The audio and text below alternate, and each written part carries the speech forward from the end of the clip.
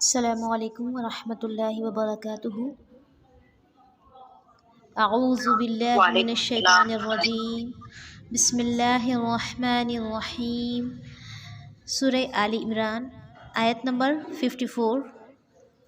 وَمَكَرُوا وَمَكَرَ اللَّهُ وَاللَّهُ خَيْرُ الْمَاكِرِينَ۔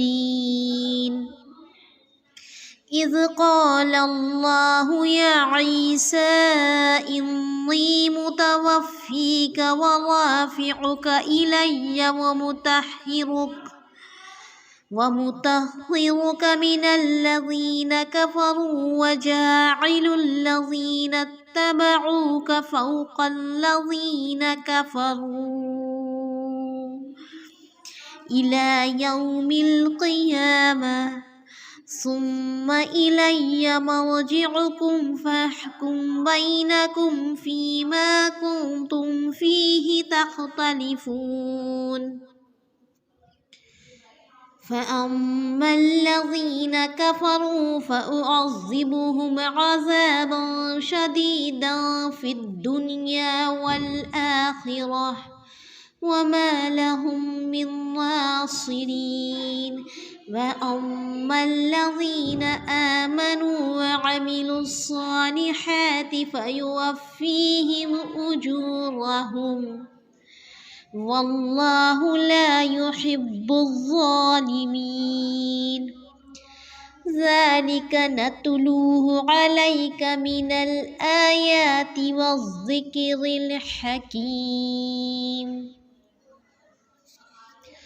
ترجمہ: اور کافروں نے مکر کیا اور اللہ نے بھی خفیہ تدبیر کی، اور اللہ سب خفیہ تدبیر کرنے والوں سے بہتر ہے۔ جب اللہ نے فرمایا کہ اے عیسیٰ، میں تجھے پورا لینے والا ہوں اور تجھے اپنی جانب اٹھانے والا ہوں، تجھے کافروں سے پاک کرنے والا ہوں اور تیرے تابعداروں کو کافروں کے اوپر غالب رکھنے والا ہوں، قیامت کے دن تک پھر تم سب کا لوٹنا میری ہی طرف ہے، میں ہی تمہارے آپس کے تمام تر اختلافات کا فیصلہ کروں گا۔ پھر کافروں کو تو میں دنیا اور آخرت میں سخت تر عذاب دوں گا اور ان کا کوئی مددگار نہ ہوگا، لیکن ایمان والوں اور نیک اعمال والوں کو اللہ ان کا ثواب پورا پورا دے گا، اور اللہ ظالموں سے محبت نہیں کرتا۔ یہ جسے ہم تیرے سامنے پڑھ رہے ہیں یہ آیتیں ہیں اور حکمت والی نصیحت ہے۔ اللہ کے نزدیک عیسیٰ کی مثال آدم کی مثال کی طرح، جسے مٹی سے پیدا کر کے کہہ دیا کہ پس ہو جا اور وہ ہو گیا۔ اچھا، یہ ایک آیت میں نے اور زیادہ ترجمہ کر دی ہے، اور میں نے آج تلاوت کی آیت نمبر 58 تک۔ تو دیکھتے ہیں ہم آیت نمبر 54۔ اس کا ترجمہ میں آج آپ کے سامنے تفسیر ابن کثیر سے پیش کر رہی ہوں۔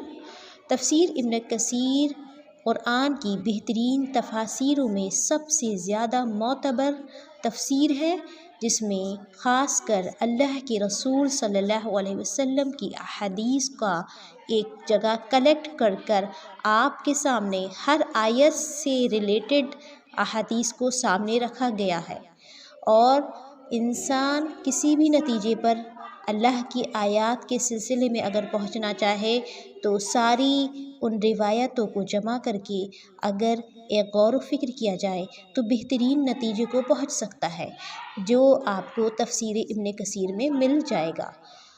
اور اس کی یہ جو تفسیر ابن کثیر کی یہ خاصیت ہے اور یہ خصوصیت ہے، یہ صرف میری طرف سے نہیں بلکہ آپ ہر عالم جاننے والے سے پتہ کر سکتے ہیں۔ تو دیکھیے، آیت نمبر جو 54 ہے اس کے حوالے سے بہت ساری کنفیوژن، بدگمانیاں، بے راہ رویاں کرسچنز جنہیں آج کہا جاتا ہے عیسائی لوگوں نے اختیار کر لی ہے۔ یہاں پر ہمیں یہ جاننا بہت ضروری ہے کہ یہ کون سا مکر انہوں نے کیا اور عیسیٰ علیہ السلام کو اللہ تعالیٰ نے کس طرح اوپر اٹھا لیا۔ اب آپ سنیے، وَمَكَرُوا وَمَكَرَ اللَّهُ وَاللَّهُ خَيْرُ الْمَاكِرِينَ کہ کافروں نے مکر کیا، اللہ تعالیٰ نے بھی۔ اب یہ کس طرح کے مکر کا اشارہ ہے اللہ تعالیٰ کی طرف؟ مکر کا جو لفظی معنی ہے اسے چال کہتے ہیں آسان لفظوں میں۔ اب آپ دیکھیے، جب حضرت عیسیٰ علیہ السلام نے ان کی ضد اور اڑ کو دیکھ لیا کہ اپنی گمراہی اور کجروی اور کفر و انکار سے ہٹتے ہی نہیں، تو فرمانے لگے کوئی ایسا بھی ہے جو میری تابعداری کرے تو خدا تعالیٰ کی طرف پہنچنے کے لیے۔ اور یہ مطلب بھی بیان کیا گیا کہ کوئی ہے جو خدا تعالیٰ کے ساتھ میرا مددگار بنے، لیکن پہلا قول زیادہ قریب ہے۔ بظاہر یہ معلوم ہوتا ہے کہ آپ نے فرمایا خدا تعالیٰ کی طرف پکارنے میں میرا ہاتھ بٹانے والا کون ہے؟ جیسا کہ نبی صلی اللہ علیہ وسلم بھی مکہ شریف سے ہجرت کرنے سے پہلے موسم حج کے موقع پر فرمایا کرتے تھے کہ کوئی ہے جو مجھے خدا تعالیٰ کے کلام پہنچانے کے لیے جگہ دے۔ قریش تو کلام خدا تعالیٰ کی تبلیغ سے مجھے روک رہے ہیں، یہاں تک کہ مدینہ شریف کے باشندے انصار کرام رضی اللہ تعالیٰ عنہ اس خدمت کے لیے قبر بستہ ہوئے، آپ کو جگہ بھی دی صلی اللہ علیہ وسلم، مدد بھی کی۔ جب آپ صلی اللہ علیہ وسلم ان کے یہاں تشریف لے گئے تو پوری خیر خواہی اور بے نظیر ہمدردی کی، ساری دنیا کے مقابلے میں اپنا سینہ سپر کر دیا، اور حضور صلی اللہ علیہ وسلم کی حفاظت اور خیر خواہی آپ کے مقاصد کی کامیابی میں ہمہ تن مصروف ہو گئے رضی اللہ عنہ۔ اس طرح حضرت عیسیٰ علیہ السلام کی اس آواز پر بھی چند بنی اسرائیلیوں نے لبیک کہی، آپ صلی اللہ علیہ وسلم پر ایمان لائے، آپ صلی اللہ علیہ وسلم کی تائید کی، تصدیق کی اور پوری مدد پہنچائی، اس نور کی اطاعت میں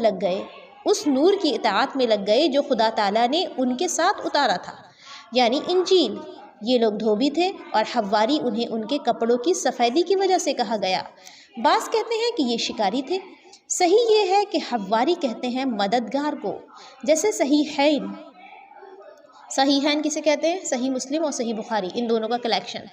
صحیحین کی حدیث میں ہے کہ جنگ خندق کے موقع پر رسول اللہ صلی اللہ علیہ وسلم نے فرمایا ہے جو کوئی سینہ سپر ہو جائے، سینہ سپر کسے کہتے ہیں؟ اپنے آپ کو پیش کر دینا۔ اس آواز کو سنتے ہی حضرت زبیر رضی اللہ تعالیٰ عنہ تیار ہو گئے، آپ صلی اللہ علیہ وسلم نے دوبارہ یہی فرمایا، پھر بھی حضرت زبیر رضی اللہ تعالیٰ عنہ نے ہی قدم بڑھایا۔ بس حضور صلی اللہ علیہ وسلم نے فرمایا ہر نبی کے حواری ہوتے ہیں، میرا حواری زبیر رضی اللہ تعالیٰ عنہ ہے۔ پھر یہ لوگ اپنے دعا میں کہتے ہیں کہ ہمیں شاہدوں میں لکھ دے، اس سے مراد حضرت ابن عباس رضی اللہ تعالیٰ عنہ کے نزدیک امت محمدیہ صلی اللہ علیہ وسلم میں لکھ لینا ہے۔ اس تفسیر کی روایت سنداً بہت عمدہ ہے۔ پھر بنی اسرائیل کے اس ناپاک گروہ کا ذکر ہو رہا ہے جو حضرت عیسیٰ علیہ السلام کے جانی دشمن تھے۔ انہیں اپنے سولی دینے کا قصد رکھتے تھے، ان سے مراد یعنی انہیں سولی دینے کا قصد رکھتے تھے، ارادہ کرتے تھے، جنہوں نے اس زمانے کے بادشاہ کے کان حضرت عیسیٰ علیہ السلام کے خلاف بھرے تھے۔ یہ شخص لوگوں کو بہکاتا پھرتا ہے، ملک میں بغاوت کر رہا ہے اور رعایا کو بگاڑ رہا ہے، مطلب اس طرح سے کہا بادشاہ سے، باپ بیٹوں میں فساد برپا کر رہا ہے، بلکہ اپنی خباثت اور خیانت اور کذب اور دروغ میں یہاں تک بڑھ گئے کہ آپ علیہ السلام کو زانیہ کا بیٹا کہا اور بڑے بڑے بہتان آپ پر بانے علیہ السلام، یہاں تک کہ بادشاہ بھی دشمن جان بن گیا اور اپنی فوج کو بھیجا کہ اسے گرفتار کر کے سخت سزا کے ساتھ پھانسی دے دو۔ یہاں سے دوڑ جاتی ہے کہ جس گھر میں آپ علیہ السلام تھے اسے چاروں طرف سے گھیر لیتی ہے تاکہ بند کر کے پھر گھر میں گھستے ہیں، لیکن خدا تعالیٰ آپ علیہ السلام کو ان مکاروں کے ہاتھ سے صاف بچا لیتا ہے اور اس گھر کے روزن سے آپ علیہ السلام کو آسمان کی طرف اٹھا لیتا ہے، اور آپ علیہ السلام کی شباہت ایک اور شخص پر ڈال دی جاتی ہے کہ یہ جو اس گھر میں تھا۔ یہ لوگ رات کے اندھیرے میں اس کو عیسیٰ علیہ السلام سمجھ لیتے ہیں اور گرفتار کر کے لے جاتے ہیں، سخت توہین کرتے ہیں اور سر پر کانٹوں کا تاج رکھ کر اسے صلیب پر چڑھا دیتے ہیں۔ یہی ان کے ساتھ اللہ تعالیٰ کا مکر تھا کہ وہ تو اپنے نزدیک یہ سمجھتے رہے کہ ہم نے اللہ تعالیٰ کے نبی کو پھانسی پر لٹکا دیا، حالانکہ خدا تعالیٰ نے اپنے نبی علیہ السلام کو تو نجات دے دی تھی۔ اس بدبختی اور بدنیتی کا ثمرہ انہیں یہ ملا کہ ان کے دل ہمیشہ کے لیے سخت ہو گئے اور باطل پر اڑ گئے، دنیا میں ذلیل و خوار ہوئے اور آخر دنیا تک اس ذلت میں رہ پڑے۔ اس کا بیان اسی آیت میں ہے، کہ اگر انہیں مکر آتے ہیں تو کیا ہم نہیں جانتے، ہم تو ان سے بہتر مکر کرنے والے ہیں۔ اب آپ کو انشاءاللہ یہ آیت نمبر